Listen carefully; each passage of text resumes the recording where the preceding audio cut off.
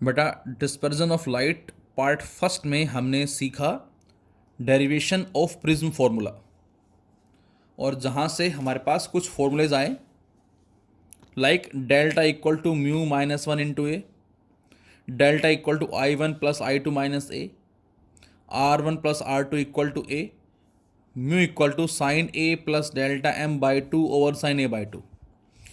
ये हम यूज़ कब करते हैं बच्चों? जब कभी इस ए की वैल्यू 10 डिग्री से लेस है, उस केस में हम यूज़ करते हैं इस इक्वेशन को। और जब कभी इस रिफ्रैक्टिंग एंगल की वैल्यू ए की वैल्यू 10 से ज़्यादा है बेटा, डेविएशन फाइंड आउट करना है, तब हम यूज़ करते हैं this relation delta equal to I1 plus I2 minus A.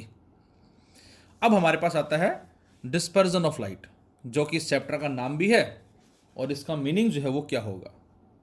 So what is the meaning of dispersion of light? जैसा कि मैंने आपको बताया कि डिस्पर्जन ऑफ लाइट बच्चों वो फिनोमिना है जिसमें हम वाइट लाइट को एक प्रिज्म से पास करते हैं, और प्रिज्म से पास करने के बाद हमें एक स्पेक्ट्रम मिलता है जिसको हमने विबग्योर का नाम दिया, violet VIBGYOR, violet, indigo, blue, green, yellow, orange as well as red. जबकि ये बच्चों इस इंसिडेंट रे का एक्चुअल पाथ है, ये वाइट लाइट है, ध्यान रहे। जबकि लेंसेज के कॉरस्पॉन्डिंग जो हमने बात की थी, फोकस की बात की थी, प्रिंसिपल फोकस की बात की थी, वो वाइट लाइट ना होकर वो एक सिंगल कलर की लाइट थी, जबकि ये हमारी वाइट लाइट है। और वाइट लाइट को प्रिज्म से पास करते ही हमें एक स्पेक्ट्रम मिला जिसको विबग्योर का नाम दिया गया है, जिसमें सबसे ज़्यादा जो डेविएशन हुआ वो वायलेट का हुआ और सबसे कम जो डेविएशन हुआ बच्चों वो रेड का। ऐसा क्यों? तो यहाँ से हमने इसको यही लिखा है, the phenomena of splitting of beam of white light into small parts of colour, कब? Whenever it is passing through a prism, is known as dispersion of light. और स्पेक्ट्रम जो है जिसको हमने विबग्योर का नाम दिया है। बच्चों जो रेड कलर है बेटा, इसकी वेवलेंथ होती है 6563 एंगस्ट्रॉन्ग, और जो वायलेट है इसकी होती है बच्चों 3969 एंगस्ट्रॉन्ग। साफ पता लग रहा है रेड की वेवलेंथ ज़्यादा है।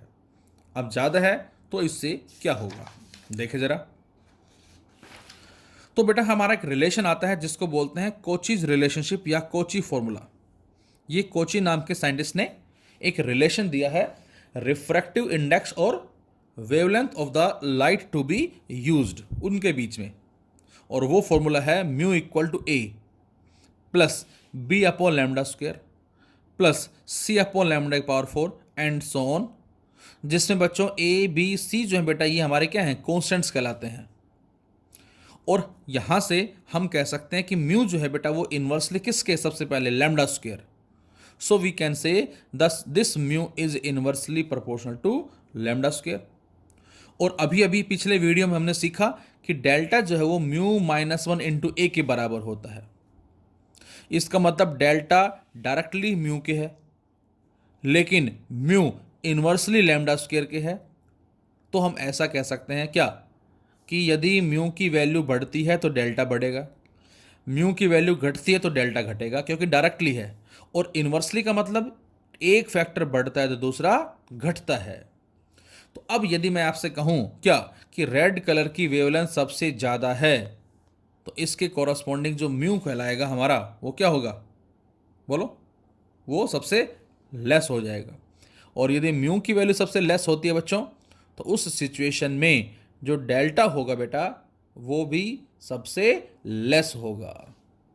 ये इस बात का मतलब है। So mu of prism is different for different colours. यहाँ पर इस बात का मतलब ये होगा क्या कि जो म्यू है बेटा, म्यू हमारा क्या है, रिफ्रैक्टिव इंडेक्स है। Mu of prism, mu of prism is different for different colours, for different colours. तो अलग अलग कलर के लिए जो म्यू है बेटा वो हमारा क्या होता है, अलग अलग है। तो इसकी वजह से हम कह सकते हैं क्या कि लैम्डा ज़्यादा म्यू कम डेल्टा कम। तो रेड कलर की वेवलेंथ सबसे ज़्यादा होने से बच्चों क्या होता है, इसका डेविएशन सबसे कम होता है। और यही रीजन है जिसकी वजह से रेड कलर सबसे कम डेविएट हुआ, ये केवल इतना डेविएट हुआ। और वायलेट जो वो इतना डेविएट हुआ, सबसे ज़्यादा डेविएशन वायलेट में है। क्यों? क्योंकि इसकी वेवलेंथ सबसे कम है, और वेवलेंथ सबसे कम होने से म्यू सबसे ज़्यादा होगा, और म्यू ज़्यादा होने से डेविएशन भी सबसे ज़्यादा होगा। तो यदि हम एक ग्राफ प्लॉट करें बेटा म्यू में और लैम्डा में, तो ग्राफ हमें एक डिक्रीजिंग ऑर्डर में मिलता है, कुछ इस तरह से। ये हमारा आ जाएगा इसके रेस्पेक्ट में ग्राफ। अच्छा, इसी में यदि पावर से रिलेटेड क्वेश्चन पूछता तो किसके लिए पावर कम होगी, किसके लिए पावर ज़्यादा होगी? तो हमने पिछले वीडियो में पढ़ा था लेंस मेकर फॉर्मूला, और वहाँ पर पावर जो आई थी बेटा वो क्या आई थी, 1/f which is equal to mu -1। अब वहाँ पावर डायरेक्टली म्यू के है, जबकि फोकल लेंथ इन्वर्सली म्यू के है। अब आप अंदाज़ा लगा सकते हैं इस रिलेशन से, जिसके लिए लैम्डा की वैल्यू ज़्यादा है वहाँ म्यू कम होगा, म्यू कम पावर कम, फोकल लेंथ ज़्यादा। इस तरह से हम इनको आपस में रिलेट कर सकते हैं। अब बच्चों, न्यूटन ने चेक करने के लिए कि क्या प्रिज्म वास्तव में एक सोर्स है, उसने एक्सपेरिमेंट किया, और उस एक्सपेरिमेंट के अंदर न्यूटन ने क्या किया बेटा, उस एक्सपेरिमेंट के अंदर न्यूटन ने जो प्रिज्म लिया, जिसमें हमें एक स्पेक्ट्रम मिला है इस तरह से 3, 4, 5, 6, 7, जो 7 कलर्स मिले हैं बच्चों, इसके आगे एक स्लिट लगा दी, ऑब्स्टेकल लगा दिया, ताकि सातों के सातों कलर यहाँ रुक जाएं। और उसने किसी भी एक कलर के आगे एक नैरो होल छोड़ा, इस स्लिट में होल छोड़ दिया। होल छोड़ने से क्या होगा, ये सिंगल पर्टिकुलर कलर ही बाहर आएगा। कौन सा है, 1, 2, 3, 4 number, suppose VIBGYOR VIBG, green हमने मान लिया सपोज। अब न्यूटन ने क्या किया, न्यूटन ने इस ग्रीन कलर को सेम नेचर के प्रिज्म पे डाला, दूसरे प्रिज्म पे डाला, तो उसने क्या देखा, उसने देखा ग्रीन कलर की इंसिडेंट रे है, ग्रीन कलर की रिफ्रैक्टेड रे है, और ग्रीन कलर की ही इमर्जेंट रे है। यहाँ कोई स्पेक्ट्रम नहीं मिला, स्पेक्ट्रम केवल वाइट लाइट में ही मिलता है। और वहाँ से कंक्लूजन दिया गया क्या, कि प्रिज्म जो है बेटा वो सोर्स नहीं है, सोर्स जो है वो ऑलरेडी एक वाइट लाइट ही है। प्रिज्म तो केवल एक मीडियम है, और अलग अलग मीडियम में लाइट की स्पीड अलग अलग होने की वजह से ही कोई बैंड हो जाती है ज़्यादा, और किसी के अंदर डेविएशन जो है वो आता है कम। तो हम कह सकते हैं क्या, हम कह सकते हैं कि प्रिज्म कोई सोर्स का काम नहीं कर रहा, सोर्स ऑलरेडी ही कौन है, वाइट लाइट है। ये इस बात का हमारा मीनिंग होगा। अच्छा बच्चों, इसके साथ साथ यदि आपसे कहा जाए कि वाइट लाइट जाए और बाहर भी वाइट ही मिल जाए, उस केस में हम क्या बोलेंगे? तो बेटा उस केस में यदि हम एक प्रिज्म के साथ दूसरे प्रिज्म को उल्टा लगा देते हैं अटैच करके, लाइक दिस, एक प्रिज्म ये है, इसी के साथ हमने दूसरा लगा दिया, तो इस सिचुएशन में बच्चों क्या होगा, हमें वाइट लाइट गई और वाइट लाइट ही मिल जाती है। तो हम ये सिचुएशन यूज करते हैं जिस कंडीशन में हम क्या बोल सकते हैं बच्चों, that is dispersion without deviation. इसको हम डेल्टा प्लस में डेल्टा डैश इक्वल टू 0 बोलते हैं। डेल्टा पहले का डेविएशन, डेल्टा डैश दूसरे का deviation equal to 0, dispersion without deviation. इस तरह से इसको हम नाम भी दे सकते हैं। नाउ डिस्पर्सिव मीडिया, अब इसका मीनिंग यहां क्या होगा डिस्पर्सिव मीडिया का? तो आंसर है in some refracting media different colours of light travels with different speed. बच्चों हम पढ़ चुके हैं कि लैम्डा जो है वो डायरेक्टली होता है किसके, स्पीड ऑफ लाइट के। वेवलेंथ जो है डायरेक्टली स्पीड ऑफ लाइट के है। अब जिस कलर की वेवलेंथ ज़्यादा है बेटा, उस कलर की स्पीड भी मीडियम में उतनी ज़्यादा होगी, और जिस कलर की वेवलेंथ कम है उस कलर की स्पीड भी मीडियम में कम होगी। तो दूसरा हम ऐसा भी कह सकते हैं कि रेड कलर की वेवलेंथ ज़्यादा होने से इसकी स्पीड जो होती है मीडियम में ज़्यादा होती है, और इसीलिए ये बैंड कम होता है टुवर्ड्स अ नॉर्मल। जबकि वायलेट कलर की वेवलेंथ कम होने से स्पीड कम होगी, और इसलिए बैंड हो जाता है सबसे ज़्यादा टुवर्ड्स अ नॉर्मल। तो एक बैंड हो रहा है टुवर्ड्स अ नॉर्मल कम, और एक बैंड हो रहा है टुवर्ड्स अ नॉर्मल ज़्यादा। ज़्यादा कौन सा होगा, जिसकी स्पीड ज़्यादा डिक्रीज होगी, और कम कौन सा होगा, जिसकी स्पीड कम डिक्रीज होगी। तो यहां से लिखा हमने the variation of refractive index with wavelength is highly pronounced for the such media. These media will bring about a good dispersion of white light और कॉल्ड डिस्पर्सिव मीडिया। अब हमारे पास जो नेक्स्ट टॉपिक है दैट इज, ये हमारा medium के respect में है, dispersive media as well as non dispersive. मैं एक बार फिर से इसको पढ़ देता हूँ। In some refracting media different color of light travels with different speed. The variation of refractive index with wavelength is highly pronounced for such media. These media which bring about a good dispersion of white light are called dispersive media. For example, glass, quartz, etc. But in case of non-dispersive media, that is vacuum, all color of light travels with the same speed. तो I think आपको समझ में आ गया होगा मेरी statement से कि dispersive और नॉन डिस्पर्सिव मीडिया का मतलब क्या है। इसमें बच्चों स्पीड लाइट की अलग अलग है, सॉरी कलर जो हमारे पास है उनकी वेवलेंथ अलग अलग है, जिसके बिहाफ पे उनकी स्पीड जो है वो मीडिया में अलग अलग होती है। जबकि यहाँ non dispersive media like vacuum, all colours travels with the same speed. Vacuum बोलते हैं, फ्री स्पेस बोलते हैं, और इस रीजन की वजह से ही हमें जो लाइट है वो वाइट नज़र आती है, क्योंकि उसमें सातों के सातों कलर समाये हुए हैं। The refractive index of vacuum is independent of wavelength, और यहाँ जो रिफ्रैक्टिव इंडेक्स है वो वेवलेंथ पे इंडिपेंडेंट है। White light does not undergo dispersion in vacuum and such media denotes the non dispersive media. और वाइट लाइट जो बेटा वो डिस्पर्जन को अचीव नहीं करती, जिसकी वजह से इसको हमने नॉन डिस्पर्सिव मीडिया का नाम दिया है।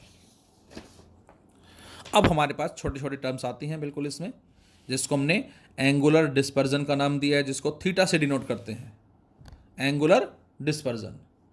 तो एंगुलर डिस्पर्जन जो हमने थीटा से नाम दिया बेटा, ये होता क्या है? तो आंसर है angular dispersion produce by a prism for the white light is the difference in angle of deviation of two extreme colour.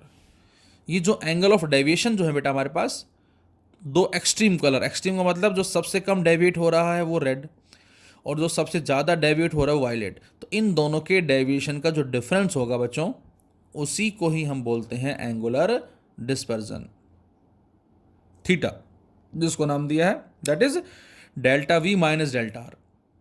Violet में डेविएशन सबसे ज़्यादा है, रेड में सबसे कम है, so this is delta V minus delta R. अब delta होता है mu minus one into A, तो इसकी तर्ज पर डेल्टा वी को लिख सकता हूं मैं mu we minus one into A minus delta r mu r minus one into A. और बच्चों यहाँ से ए थ्रू आउट कॉमन ले लें, और जब ब्रैकेट ओपन करके सोल्व करेंगे तो ये 1 से 1 कट जाएगा, तो थीटा आ जाएगा म्यू वी माइनस में म्यू आर इंटू ए। और यहाँ से साफ पता लग रहा है कि जो थीटा है दैट इज एंगुलर डिस्पर्जन है, वो किस पे डिपेंड करता है? Angular dispersion produced by a prism depends upon first angle of prism, और दूसरा म्यू, म्यू का मतलब nature of material of prism. तो ये दो फैक्टर पे डिपेंड करेगा बच्चों theta, that is angular dispersion prism angle पे, और उसके साथ साथ nature of material of prism इन पे डिपेंड करेगा। इसी कैटेगरी में सेकंड हमारा टर्म है डिस्पर्सिव पावर, जिसको बच्चों हम ओमेगा से डिनोट करते हैं। डिस्पर्सिव पावर, डिस्पर्स करने की पावर, इसका मीनिंग होगा, मतलब the dispersive power of a prism is defined as the ratio of angular dispersion to the mean deviation produce by the prism. Angular dispersion और जो मीन डेविएशन है उनका जो रेशियो होगा, उस रेशियो को बच्चों हम बोलते हैं डिस्पर्सिव पावर, थीटा और डेल्टा का रेशियो। और अभी अभी हमने पढ़ा है थीटा होता है mu we minus mu r into A, रख दिया, और डेल्टा होता है बेटा mu minus one into A. तो बच्चों ए से ए कट गया, ये आ गया mu we minus mu R upon mu minus one. और साफ पता लग रहा है आपको यहाँ से कि डिस्पर्सिव पावर जो है वो प्रिज्म एंगल पे डिपेंड नहीं करती, क्योंकि ए तो कट गया। ये हमने लास्ट एक क्वेश्चन भी दिया था कि डिस्पर्सिव पावर डिपेंड करते किन फैक्टर पे, तो आंसर है ये ओनली डिपेंड करेगी nature of material of prism, depends on nature of material of prism. और यहां से ओमेगा बराबर किसके है बेटा? ओमेगा बराबर किसके? Theta by delta. तो यहां से बच्चों थीटा की वैल्यू क्या आ जाएगी? Omega into delta. इसी में एक छोटा सा आता है एबे नंबर, जिसको हम V से रिप्रेजेंट करते हैं, और डिस्पर्सिव पावर का जो इन्वर्स होता है बच्चों, the inverse of dispersive power is called Abbe number. इसको हम वी लेटर से रिप्रेजेंट करते हैं। And now we have the last topic, that is scattering of light. Scattering of light बच्चों, हमारे पास जो फिनोमेना है ये क्या है, और ये फिनोमेना हमसे क्या कहना चाहती है। बड़े ही इंपॉर्टेंट कॉन्सेप्ट हमारा है स्कैटरिंग ऑफ लाइट का। आपने सुना है या देखा भी है, ब्लू कलर होता है स्काई का, क्लाउड्स का जो कलर वाइट होता है, और जब सूरज उगता है और छिपता है तो रेड कलर का होता है। तो ये सारी फिनोमेना जो हैं, इन सभी को बेटा हम एक्सप्लेन करते हैं on the basis of scattering of light. अब स्कैटरिंग ऑफ लाइट फिनोमेना जो हमारी, ये हमसे क्या कहना चाह रही है, और इसका जो मीनिंग हमारा है वो हमारा यहाँ पर क्या होगा। तो जरा देखें हम इसके बारे में। तो आंसर है, स्कैटरिंग ऑफ लाइट वो फिनोमेना है जिसमें सन से लाइट आई और किसी एयर पार्टिकल मॉलिक्यूल पे गिरी, उसने उसको एब्जॉर्ब किया और एब्जॉर्ब करके उसने उस लाइट को यूनिफॉर्मली हर डायरेक्शन में इमिट कर दिया। और ये जो हमारा कॉन्सेप्ट है बच्चों, ये कॉन्सेप्ट हमारा वेव से रिलेटेड है। तो फिलहाल अभी मैं इसको डायरेक्ट आपको रिजल्ट बताऊंगा इसका। ये हमारा वेव से रिलेटेड है कॉन्सेप्ट है। तो स्कैटरिंग ऑफ लाइट हमारी क्या होगी, तो आंसर है, when light is incident on a molecule of air, the molecule absorbs it, and if they emit radiation in all direction, then this process is called scattering of light. Sun से light आई, air molecule पे गिरी, absorb किया, और उसने उस light को हर तरफ, चारों तरफ, क्योंकि चारों तरफ मीडियम सेम है, उस लाइट को इमिट कर दिया। इस फिनोमेना को ही बच्चों हमने नाम दिया है किसका, स्कैटरिंग ऑफ लाइट का नाम दिया है। आपने ऑब्जर्व किया होगा कि रूम है और उस रूम में बिल्कुल डार्कनेस है, कुछ भी नज़र नहीं आ रहा आपको, और एक छोटा सा हमने होल छोड़ दिया। तो उस छोटे से होल से सन की रेज अंदर आती हैं, और आपने इस सन की रेज में छोटे छोटे पार्टिकल्स भी देखे होंगे बच्चों। छोटे छोटे पार्टिकल्स धीरे धीरे चल रहे हैं। जैसे ही हम इन रे में हाथ मारते हैं तो ये पार्टिकल फास्ट फास्ट चलना शुरू हो जाते हैं। इसको बोलते हैं scattering of light due to colliding particle. This is the Tyndall effect. Scattering of light due to colliding particles denotes the Tyndall effect. तो ये हमारा स्कैटरिंग ऑफ लाइट कहलाती है ड्यू टू कोलाइडिंग पार्टिकल, जिसको बच्चों ने टिंडल इफेक्ट का नाम दिया है। अब कुछ बातें जो आपको याद रखनी है न्यूमेरिकल के लिए। क्या बातें, हमारे पास जो रिलेशन आता है बेटा, जो अभी मैंने डायग्राम बनाया था कि जो सन से लाइट आई, एयर मॉलिक्यूल पे गिरी और उसने उसको हर डायरेक्शन में स्कैटर्ड कर दिया। तो यहां पर बेटा एक रिलेशन हमारा आता है, small a equal to a into capital V upon में r इंटू लैम्डा स्क्वायर। अब यहाँ पर a क्या है, कैपिटल A क्या है, V क्या है, R क्या है, लैम्डा स्क्वायर क्या है। तो आंसर है capital A, that is amplitude of incident light. जो लाइट आ रही है मॉलिक्यूल पे, उस लाइट का एम्पलीट्यूड। लैम्डा क्या बचा, वेवलेंथ ऑफ इंसिडेंट लाइट। ये जो क्रस्ट और ये जो क्रस्ट है, इनके बीच का distance, wavelength of incident light. V क्या है बच्चों, volume of this scattered particle. जो पार्टिकल स्कैटरिंग कर रहा है, लाइट को स्कैटर्ड कर रहा है, उसने कितना स्पेस एक्वायर किए हुए रखा है, volume. Small a, amplitude of scattered light at A distance r from this scattered particle. ये स्मॉल a क्या है बेटा, जो लाइट स्कैटर्ड हो रही है उसका एम्पलीट्यूड है। कितने डिस्टेंस पे, r डिस्टेंस पे, कहां से, स्कैटर्ड पार्टिकल से। और बच्चों जो इंटेंसिटी होती, जो मैं अभी आपको बता रहा था कि ये जो हमारा कॉन्सेप्ट है ये वेव से रिलेटेड है। इंटेंसिटी का मतलब टोटल एनर्जी, और we can say light emitted per unit area per unit time. Unit area unit time में कितनी एनर्जी का इमिशन हो रहा है, उसको बोलते हैं intensity. And this intensity varies directly as the square of the amplitude of the scattered light. ये हमारा वेव का कॉन्सेप्ट है कि जो इंटेंसिटी होगी बच्चों स्कैटर्ड लाइट की, वो प्रोपोर्शनल किसकी होगी, उसके एम्पलीट्यूड के स्क्वायर के बराबर, मतलब a square. So we can say I S in directly a square and a is inversely lambda square. तो इंटेंसिटी डायरेक्टली है एम्पलीट्यूड के स्क्वायर के, और एम्पलीट्यूड का स्क्वायर इनवर्सली है लैम्डा की पावर 4 के। तो हम डायरेक्टली कह सकते हैं क्या, कि इंटेंसिटी जो होगी बच्चों वो इन्वर्सली किसकी आएगी, वो इन्वर्सली आ जाएगी लैम्डा की पावर 4 के। तो इंटेंसिटी में और लैम्डा में ये भी हमने ग्राफ दिया था लास्ट ईयर, 3-4 ग्राफ दे रखे थे, कौन सा सही होगा। तो इंटेंसिटी में और वेवलेंथ में ग्राफ ही आएगा। अब यहाँ से आपको साफ पता लग रहा है कि जिस कलर की वेवलेंथ ज़्यादा होगी उसकी इंटेंसिटी उतनी कम होगी। कौन सी इंटेंसिटी, स्कैटर्ड लाइट की इंटेंसिटी कम होगी, और जिसकी वेवलेंथ कम है उसकी स्कैटर्ड लाइट की इंटेंसिटी ज़्यादा होगी। तो इस रीजन से अब आप समझ सकते हैं। तो यहाँ से लिखा हमने, when sunlight travels through earth atmosphere it gets scattered. Scattered का मतलब change its direction by the molecules of air. It has been found that scattering of light takes place when the size, अब हाँ एक चीज़ और बच्चों साथ साथ, scattering of light takes place कब होती है, जब साइज जो होता है किसका, स्कैटर्ड पार्टिकल का, is very small as compare to wavelength of light. तो स्कैटरिंग के लिए जो नेसेसरी कंडीशन बताई गई है वो है कि पार्टिकल का जो साइज है बेटा वो काफ़ी लेस होना चाहिए, किससे, order of the wavelength of the light to be used. इसको मैं ऐसे लिख सकता हूं चाहें तो, X is very very less than lambda.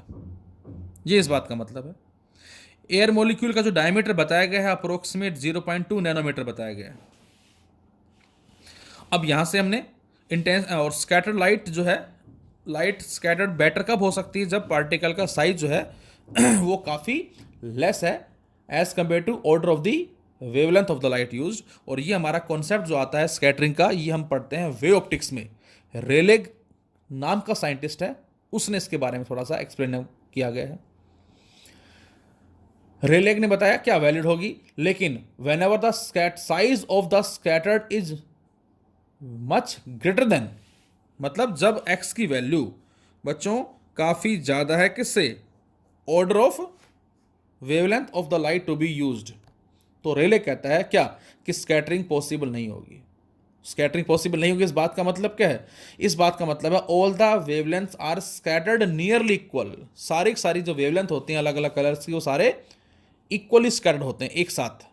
मतलब यहाँ तो हम बात कर रहे हैं कैसे, कि स्कैटर्ड हो रहे हैं, इंटेंसिटी जो होगी स्कैटर लाइट की वो वेवलेंथ पे डिपेंड कर रही है। लेकिन जब पार्टिकल का साइज बहुत ज़्यादा होगा, बहुत बड़ा होगा, 1 2 3 पार्टिकल ना हो कि हज़ारों की तादाद में है, लाखों की तादाद के अंदर है, तो उस केस में स्कैटरिंग पॉसिबल नहीं है।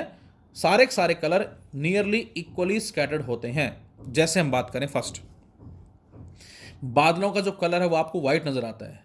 रीज़न, क्योंकि बादलों के अंदर वाटर ड्रॉपलेट्स हैं, डस्ट पार्टिकल हैं, एयर पार्टिकल हैं, बहुत सारे पार्टिकल हम कह सकते हैं, और वहाँ 1 2 पार्टिकल ना हो कि हज़ारों लाखों की तादाद में पार्टिकल्स होते हैं। तो इससे होगा क्या, इससे x ये कंडीशन हो जाएगी, x is very very greater than lambda, then what will happen, तो we can say the clouds are at the much lower height, they are seen due to scattering of light from the lower part of the atmosphere which contains large dust particle, water droplets, ice etc. Ice भी मिलती है उसमें। और इस situation में बच्चों मैंने बताया आपको कि x जो है बेटा वो वेरी वेरी ग्रेटर देन हो जाएगा किससे, that is order of the wavelength of light to be used and the all wavelength are scattered equally, एक साथ स्कैटर्ड होंगी, और जिसकी वजह से उन सभी के कॉम्बिनेशन से जो मिला जुला कलर नज़र आता है बच्चों हमें वो वाइट नज़र आता है। और इसलिए हमने कहा है क्या, कि क्लाउड्स वाइट नज़र आते हैं। Blue colour of sky, sky का जो कलर है बच्चों वो ब्लू क्यों होता है, तो आंसर है कि जो वेवलेंथ है बेटा किसकी, ब्लू कलर की, वो कम है एज कंपेयर टू रेड। बोलो विबग्योर में देखें आप, जो हमारा कॉन्सेप्ट है विबग्योर, सबसे कम वेवलेंथ किसकी है, वॉयलेट की। अब वेवलेंथ सबसे कम होने से इसकी इंटेंसिटी जो होगी सबसे ज़्यादा होगी, सबसे ज़्यादा स्कैटर्ड होगी, उसके बाद इंडिगो, उसके बाद ब्लू। बच्चों सबसे ज़्यादा स्कैटर्ड हो रही है वॉयलेट, उसके बाद में स्कैटर्ड हो रही है इंडिगो, लेकिन ये 2 कलर हमें नज़र बहुत कम आते हैं, ज़्यादा हमें ब्लू नज़र आता है, because it will depends upon the refractive index of eyes. ये रिफ्रैक्टिव इंडेक्स जो होता है आंखों का उस पर डिपेंड करता है, और सभी की आंखों का रिफ्रैक्टिव इंडेक्स अलग अलग है। जैसे हम अपनी बात करते हैं तो हमारी आंख में एक्वस ह्यूमर और विट्रस ह्यूमर है, और उसके लिए आई थिंक 1 पॉइंट वैल्यू मुझे याद नहीं थोड़ी सी एग्जैक्टली, तो कुछ वैल्यू होती है 1.36 ऐसे कुछ वैल्यू है। ज़ेब्रा की आंख का रिफ्रैक्टिव इंडेक्स कुछ और होता है, जिसकी वजह से उसको सारा ब्लैक एंड वाइट दिखाई देता है। मधुमक्खी की आंख का कलर कुछ और है, उसको बैंगनी कलर का नजर आता है आकाश। एनाकोंडा जो सांप होता है, जो आपने देखा है अक्सर मूवी के अंदर, उसको ब्राउनिश कलर का अपना शिकार नजर आता है, आपने देखा है मूवी के अंदर। तो सभी की आंखों का रिफ्रैक्टिव इंडेक्स अलग अलग है। हमारी आंखें इन दोनों कलर को बहुत ही कम ऑब्जर्व कर पाती हैं, जिसलिए हम इन दोनों को नॉन विजिबल कलर बोलते हैं। और उसके बाद में जो बात आती है बच्चों, ब्लू की बात आती है। और इसीलिए हमने कहा है बच्चों क्या, कि ब्लू कलर की वेवलेंथ ज़्यादा होने से, कम होने से इसकी जो इंटेंसिटी होगी स्कैटर्ड लाइट के सबसे ज़्यादा होगी। ये सबसे ज़्यादा स्कैटर्ड होता है और इस रीजन से हमें ब्लू कलर दिखाई देता है। इसी तरह से नेक्स्ट पॉइंट हम नेक्स्ट वीडियो में डिस्कस करेंगे। Thank you.